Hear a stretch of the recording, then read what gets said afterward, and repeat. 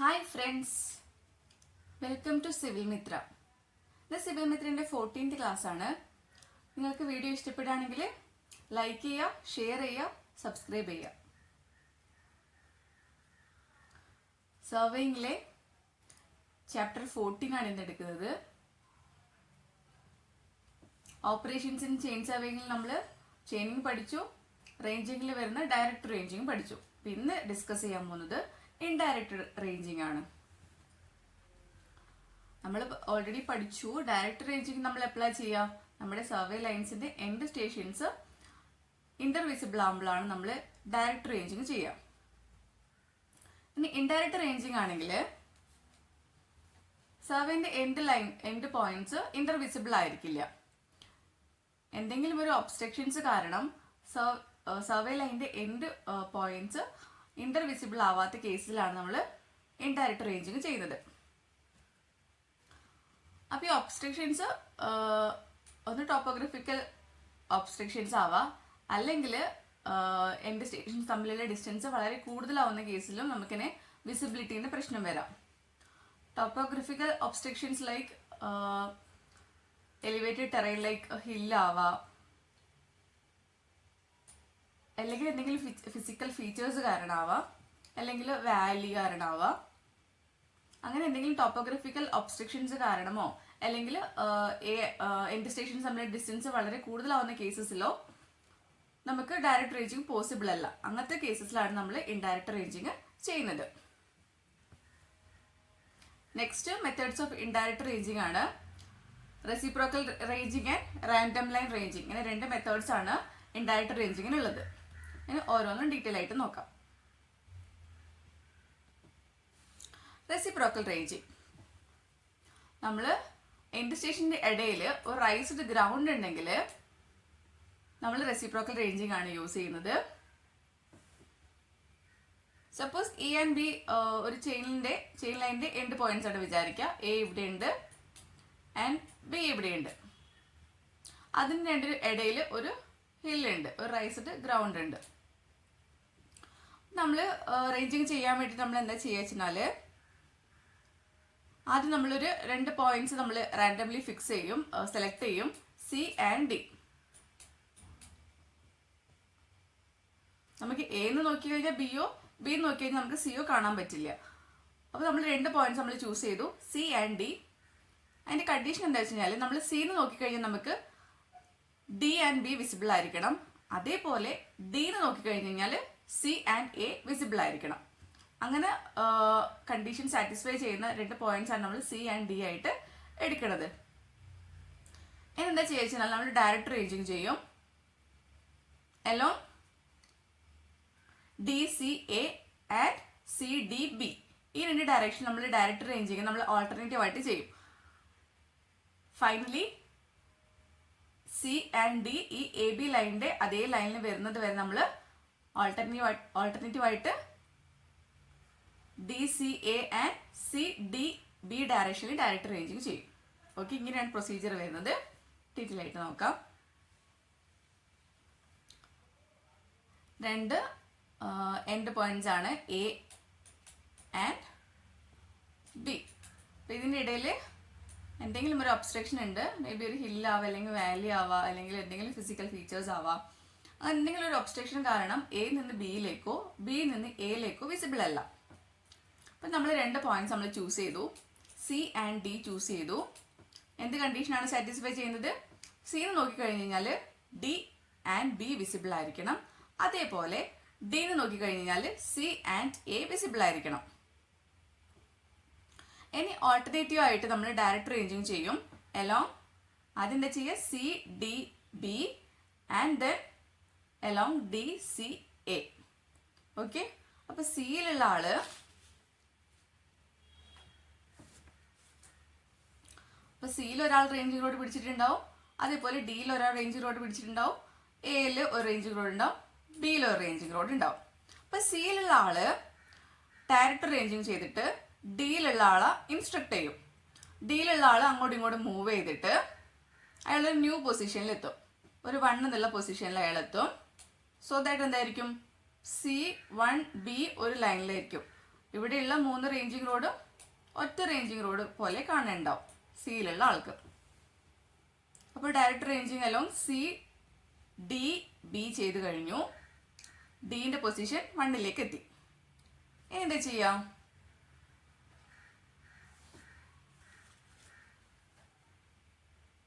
ഇനി 1ലുള്ള ആള് 1ൽ എത്തിക്കഴിഞ്ഞല്ലോ. നമ്മൾക്ക് സിന്റെ പൊസിഷനാണ് അടുത്തത് റേഞ്ച് ചെയ്ത് മാറ്റേണ്ടത്. അപ്പം അതിന് വേണ്ടിയിട്ട് 1ലുള്ള ആള് അസിസ്റ്റ് ചെയ്യും. സിയിലുള്ള ആളുടെ പൊസിഷൻ ചേഞ്ച് ചെയ്യാൻ വേണ്ടിയിട്ട് അസിസ്റ്റ് ചെയ്യും. സിയിലുള്ള ആള് ഒരു പുതിയ പൊസിഷൻ 2ൽ എത്തും. സോ ദാറ്റ് എന്തായിരിക്കും 1 2 A ഒരു ലൈനിലായിരിക്കും ഉണ്ടാവുക. ഓക്കെ, വീണ്ടും നമ്മൾ എന്താ ചെയ്യാം? 2ലുള്ള ആള് നെക്സ്റ്റ് അസിസ്റ്റ് ചെയ്യും. ആരെ? ഈ 1ലുള്ള ആളിനെ അസിസ്റ്റ് ചെയ്യും. ഈ 1ലുള്ള ആള് പൊസിഷൻ ചേഞ്ച് ചെയ്തിട്ട് 3 എന്നുള്ള ഒരു ന്യൂ പൊസിഷനിൽ എത്തും. ഓക്കെ, നെക്സ്റ്റ് ഈ 3ലുള്ള ആള് 2ലുള്ള ആളെ അസിസ്റ്റ് ചെയ്യും. ദെൻ ഫൈനലി നമുക്ക് correct position of C establish ചെയ്യും. ദെൻ സിയിലുള്ള ആള്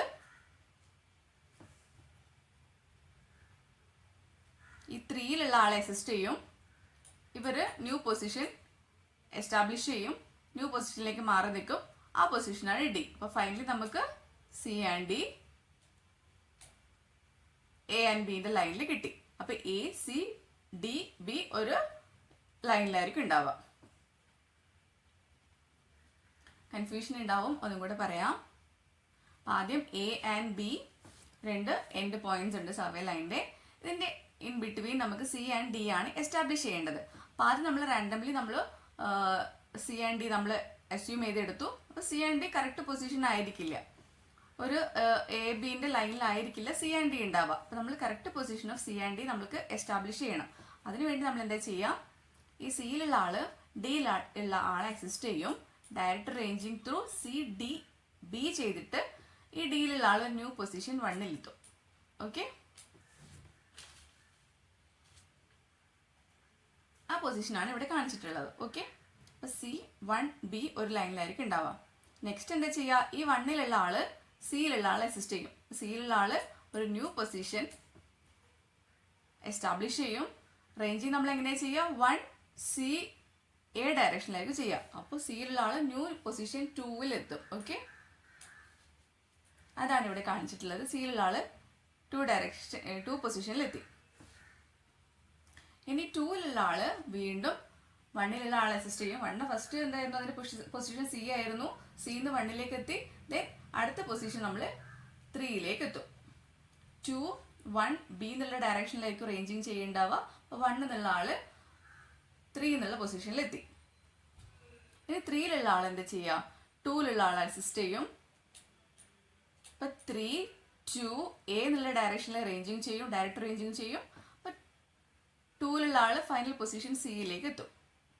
ഇങ്ങനെ കണ്ടിന്യൂസ് പോട്ടോ. വേണമെങ്കിൽ 2ലുള്ള ആൾക്ക് 4ലുള്ള പൊസിഷൻ എത്താം. ദെൻ 4ലുള്ള ആൾ അടുത്ത് 3ലുള്ള ആളെ അസിസ്റ്റ് ചെയ്യാം. അങ്ങനെ കണ്ടിന്യൂസ് നമ്മൾ ഇങ്ങനെ ഒരു എ ബിന്റെ ഇടയിൽ കറക്റ്റ് ലൈനിൽ വരുന്നത് പോലെ എത്തണ വരെയാണ് നമ്മൾ ഡയറക്റ്റ് റേഞ്ചിങ് ചെയ്തുകൊണ്ടിരിക്കുക. ഓക്കെ, ഇവിടെ നമ്മൾ കറക്റ്റ് പൊസിഷൻ സി എത്തി എന്നുള്ള അസംഷനിലാണ് ചെയ്തത്. ഓക്കെ, അപ്പൊ 2 എന്നുള്ള ആള് കറക്റ്റ് പൊസിഷൻ സിയിലെത്തി. ഓക്കെ, അപ്പൊ സിയിലുള്ള ആള് നമുക്ക് 3 എന്നുള്ള പൊസിഷൻ കറക്റ്റ് ചെയ്യണം അല്ലേ? സിയിലുള്ള ആള് ഈ 3ലുള്ള ആളെ അസിസ്റ്റ് ചെയ്തിട്ട് 3ലുള്ള ആള് കറക്റ്റ് പൊസിഷൻ ഡിയിലേക്ക് എത്തും. അപ്പൊ എന്തായിരിക്കും? എ ബിന്റെ ഇടയിൽ സി ഡി നമ്മൾ എസ്റ്റാബ്ലിഷ് ചെയ്തു. സി ഡി എന്നുള്ള ഇന്റർമീഡിയറ്റ് സ്റ്റേഷൻ നമ്മൾ ഫിക്സ് ചെയ്തു. ഇങ്ങനെയാണ് റെസിപ്രോക്കൽ റേഞ്ചിങ് ചെയ്യുന്നത്. നെക്സ്റ്റ് വരുന്നത് random line method. Random line ranging എങ്ങനെയാ ചെയ്യുക? എപ്പോഴാണ് ചെയ്യുക? എൻഡ് സ്റ്റേഷൻസ് വിസിബിൾ അല്ല. പക്ഷെ നേരത്തെ നമ്മൾ എന്തായിരുന്നു ഒരു ഹില്ലൊക്കെ ഉള്ള കേസിലാണ് പറഞ്ഞത്. ഇവിടെയാണെങ്കിൽ ഒരു ട്രീ അല്ലെങ്കിൽ ഒരു ഫോറസ്റ്റ് അല്ലെങ്കിൽ എൻഡ് സ്റ്റേഷൻസ് തമ്മിലുള്ള ഡിസ്റ്റൻസ് വളരെ കൂടുതലുള്ള കേസസിലൊക്കെയാണ് നമ്മൾ റാൻഡം ലൈൻ മെത്തേഡ് യൂസ് ചെയ്യുന്നത്. നമുക്ക് ഡയറക്റ്റ് വിഷനൊക്കെ ഒബ്സ്ട്രക്റ്റ് ആവണ കേസിൽ ലൈക്ക് വെജിറ്റേഷൻസ് അല്ലെങ്കിൽ ഫോറസ്റ്റ് ഒക്കെ വരണ കേസസിലാണ് നമ്മൾ റാൻഡം ലൈൻ റേഞ്ചിങ് യൂസ് ചെയ്യുന്നത്. അപ്പം ഇതിലെന്താ ചെയ്യുവെച്ചാൽ ഇതാണ് വിചാരിക്കുക, നമ്മുടെ എ ബി ഇതാണ് എ ബി then ഇങ്ങനെ കണ്ടിന്യൂസ് ആയിട്ട് പോകുന്നുണ്ട്. അപ്പോൾ ബി ആൻഡ് ആർ ആണ് ഇവിടെ എൻഡ് സ്റ്റേഷനായിട്ട് വരുന്നത്. ഓക്കെ, അപ്പം അതിൻ്റെ ഇടയിൽ കണ്ട ഇവിടെ കുറേ ട്രീസ് ഉണ്ട്. അപ്പം നമുക്ക് ഒബ്സ്ട്രക്ഷൻ ഉണ്ട്. ബിന്ന് നോക്കിക്കഴിഞ്ഞാൽ ആറോ അല്ലെങ്കിൽ ആറിന്ന് നോക്കിക്കഴിഞ്ഞാലോ ബിയോ നമുക്ക് വിസിബിൾ ആയിരിക്കില്ല. അപ്പം അങ്ങനത്തെ കേസ് നമ്മൾ എന്താ ചെയ്യുക വെച്ചാൽ ആദ്യം ഒരു റാൻഡം ലൈൻ നമ്മൾ ബി ക്യു നമ്മൾ വരക്കും. സോ ദാറ്റ് നമ്മുടെ എൻഡ് സ്റ്റേഷൻ ആറ് ക്യൂ എന്ന് വിസിബിൾ ആയിരിക്കണം. അതിനുശേഷം നമ്മളൊരു പെർപെൻഡിക്കുലർ നമ്മൾ സെറ്റ് ചെയ്യും. ക്യൂ ആർ നമ്മൾ പെർപെൻഡിക്കുലർ ടു ബി ആറിന് പെർപെൻഡിക്കുലർ ആയിട്ട് നമ്മൾ ക്യൂ ആർ സെറ്റ് ചെയ്യും. എന്താ ചെയ്യണത്? ആദ്യം ഇങ്ങനെ ഒരു ബി ആർ എന്നുള്ള രണ്ട് എൻഡ് സ്റ്റേഷൻസ് ഉണ്ട്. In between B R forest അല്ലെങ്കിൽ എന്തെങ്കിലും വെജിറ്റേഷൻസോ അല്ലെങ്കിൽ എന്തെങ്കിലും ട്രീയോ ഉണ്ട്. ഇവിടെ നമ്മൾ റാൻഡം ലൈൻ നമ്മൾ ബി ക്യൂ വരക്കും. ബിന്ന് ക്യൂവിലേക്ക് ഒരു റാൻഡം ലൈൻ വരച്ചു. ഇവിടെ നിന്ന് ഈ ക്യൂ എന്ന് ആറ് വിസിബിൾ ആയിരിക്കണം. അതിനുശേഷം നമ്മൾ ക്യൂ ആർ എന്നുള്ള ക്യൂ എന്ന് ഒരു പെർപെൻഡിക്കുലർ നമ്മൾ സെറ്റ് ചെയ്യും. ഇങ്ങോട്ടേക്ക് ഒരു പെർപെൻഡിക്കുലർ വരക്കും. ആംഗിൾ ബി ക്യൂ ആർ എന്നുള്ളത് 90 ഡിഗ്രി ആയിരിക്കും. ഓക്കെ,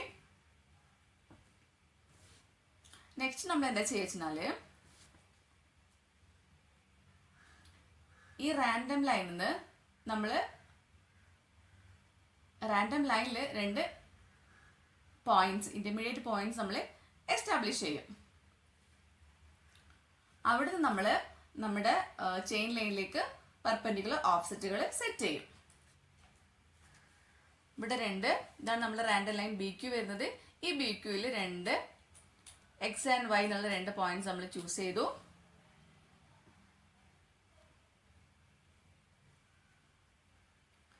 ആദ്യം നമ്മൾ എക്സിൽ എന്ത് ചെയ്യുക? ഒരു ക്രോസ് സ്റ്റാഫ് കൊണ്ടുപോയി വെക്കും.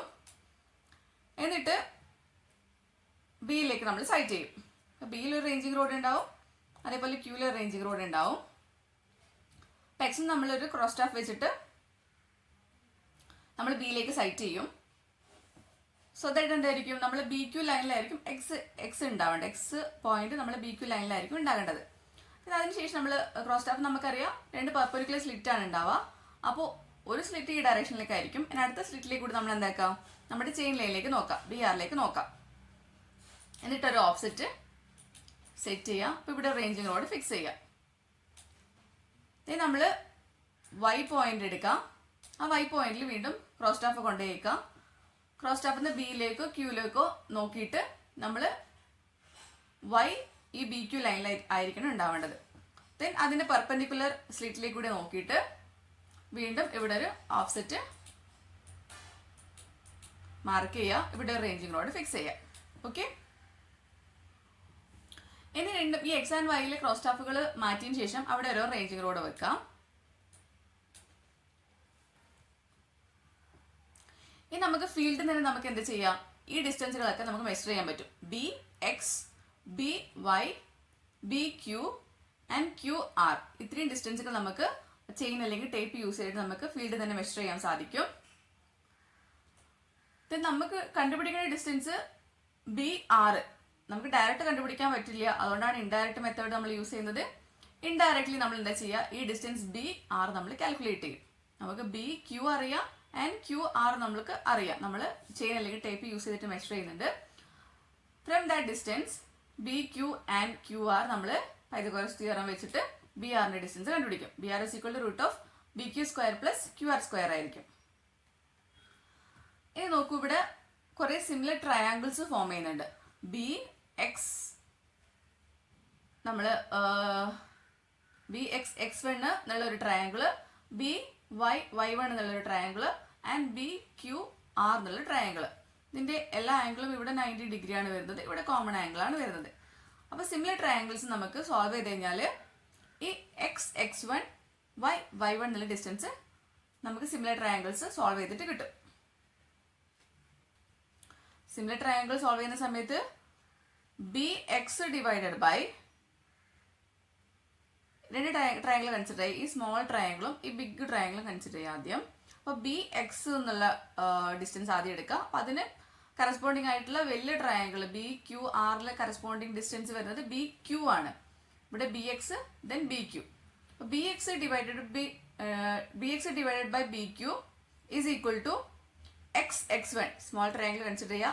അപ്പോൾ X X one divided by ഈ വലിയ ട്രയാങ്കിൾ ഡിസ്റ്റൻസ് ക്യു ആർ ആയിരിക്കും നമുക്ക് കിട്ടുക. B X divided by B Q is equal to x1 divided by qr കിട്ടും. ഇതിനെ റീഅറേഞ്ച് ചെയ്യുക. x1 കണ്ടുപിടിക്കുക. അപ്പോൾ എന്താ കിട്ടുക? bx divided by bq into Q R എന്ന് കിട്ടും. x1 എന്നുള്ള ഡിസ്റ്റൻസ്. അതേപോലെ y1 എടുക്കുക. എങ്ങനെയാണ് കാൽക്കുലേറ്റ് ചെയ്യുക? അപ്പോൾ ഈ ട്രയാങ്കിളാണ് കൺസിഡർ ചെയ്തത്. y1 bq ആർ ഈ രണ്ട് ട്രയാങ്കിൾ കൺസിഡർ ചെയ്യുക. അത് സിമിലർ ട്രയാങ്കിൾ ആയിരിക്കും. അപ്പോൾ ആദ്യം എങ്ങനെ കണ്ടുപിടിക്കാം? by divided by bq is equal to y1 divided by qr കിട്ടും. അതിൽ നിന്ന് y1 കണ്ടുപിടിക്കാം. by divided by bq into Q R കിട്ടും. ഈ രണ്ട് ഡിസ്റ്റൻസുകൾ കിട്ടിക്കഴിഞ്ഞാൽ നമ്മൾ ഓൾറെഡി എക്സ് വൈ നമ്മൾ മാർക്ക് ചെയ്തിട്ടുണ്ട്. അതുപോലെ ഇവിടെ ഓഫ്സെറ്റുകൾ നമ്മൾ മാർക്ക് ചെയ്തിട്ട് ഇവിടെ റേഞ്ചിങ് റോഡ് ഫിക്സ് ചെയ്തിട്ടുണ്ട്. ഇനി ഇവിടെ നമ്മൾ സൈറ്റ് ചെയ്ത് കഴിഞ്ഞിട്ട് ഈ കിട്ടിയ ഡിസ്റ്റൻസ് ഇങ്ങോട്ടേക്ക് മാർക്ക് ചെയ്യാം. അപ്പോൾ നമുക്ക് x1 ഉം y1 നമുക്ക് ഈ BRന്റെ ഇന്റർമീഡിയറ്റ് പോയിന്റ്സ് ആയിട്ട് നമുക്ക് x1 ആൻഡ് y1 കിട്ടും. ഇവിടെ x1 ആണ് വരുന്നത്, ഇവിടെ y1 ആണ് വരുന്നത്. ഓക്കെ, ആദ്യം എന്താ ചെയ്തത്? ആദ്യം BQ എന്നുള്ള ഒരു റാൻഡം ലൈൻ നമ്മൾ വരച്ചു. BR ആണ് നമ്മൾ എൻഡ് സ്റ്റേഷൻസ് വരുന്നത്, നമ്മുടെ ചെയിൻ ലൈൻ വരുന്നത്. BQ എന്നുള്ള റാൻഡം ആയിട്ട് ഒരു ലൈൻ വരച്ചു. ഫ്രം Q നമുക്ക് R വിസിബിൾ ആയിരിക്കണം. ദെൻ Q നമ്മളൊരു ക്രോസ് സ്റ്റാഫ് വെച്ചിട്ട് ആറിലേക്ക് ഒരു പെർപെൻഡിക്കുലർ മാർക്ക് ചെയ്തു. ദെൻ നമ്മുടെ BQ എന്നുള്ള റാൻഡം ലൈൻ നമ്മൾ രണ്ട് പോയിന്റ്സ് നമ്മൾ ചൂസ് ചെയ്തു, എക്സ് ആൻഡ് വൈ. അവിടെ നമ്മൾ ക്രോസ് സ്റ്റാഫ് യൂസ് ചെയ്തിട്ട് രണ്ട് ഓഫ്സെറ്റുകൾ നമ്മൾ നമ്മുടെ ചെയിൻ ലൈനിലേക്ക് വരച്ചു, പെർപെൻഡിക്കുലർ ഓഫ്സെറ്റ്. ഇതിനകത്ത് നമുക്ക് ഡിസ്റ്റൻസ് നമ്മൾ x1 ആൻഡ് y1 നമ്മൾ സിമിലർ ട്രയാങ്കിൾ യൂസ് ചെയ്തിട്ട് ചെയ്യും. ആ കിട്ടിയ ഡിസ്റ്റൻസ് നമ്മൾ ഇവിടെ മാർക്ക് ചെയ്യും. ഈ ചെയിൻ ലൈനിലേക്ക് നമ്മൾ മെഷർ ചെയ്തിട്ട് നമ്മളിവിടെ ചെയിൻ ലൈനിൽ മാർക്ക് ചെയ്യും. അങ്ങനെ നമുക്ക് ഇന്റർമീഡിയറ്റ് പോയിന്റ്സ് കിട്ടും. x1 y1 ഉള്ള ഇന്റർമീഡിയറ്റ് പോയിന്റ്സ് BR എന്നുള്ള ലൈനിൽ കിട്ടും. അതേപോലെ നമുക്ക് ഈ BR എന്നുള്ള ഡിസ്റ്റൻസ് നമുക്ക് പൈതഗോറസ് തിയറം വെച്ചിട്ട് നമുക്ക് ഈ BQ എന്നുള്ള ഡിസ്റ്റൻസ് നമുക്കറിയാം. അതേപോലെ QR എന്നുള്ള ഡിസ്റ്റൻസ് നമുക്ക് ഫീൽഡിൽ നിന്ന് മെഷർ ചെയ്യാൻ പറ്റും. ഫ്രം ദാറ്റ് ഡിസ്റ്റൻസ് നമുക്ക് ഈ ഇക്വേഷൻ വെച്ച് ചെയ്തിട്ട് ഇക്വേഷൻ യൂസ് ചെയ്തിട്ട് നമുക്ക് BR എന്നുള്ള ഡിസ്റ്റൻസ് കണ്ടുപിടിക്കാൻ പറ്റും. BR എന്നുള്ള ഡിസ്റ്റൻസ് നമ്മൾ കണ്ടുപിടിച്ചു. അതേപോലെ x1 y1 എന്നുള്ള രണ്ട് ഇന്റർമീഡിയറ്റ് പോയിന്റ്സ് നമ്മൾ BR എന്നുള്ള ലൈനിൽ നമ്മൾ ഫിക്സ് ചെയ്യുകയും ചെയ്തു.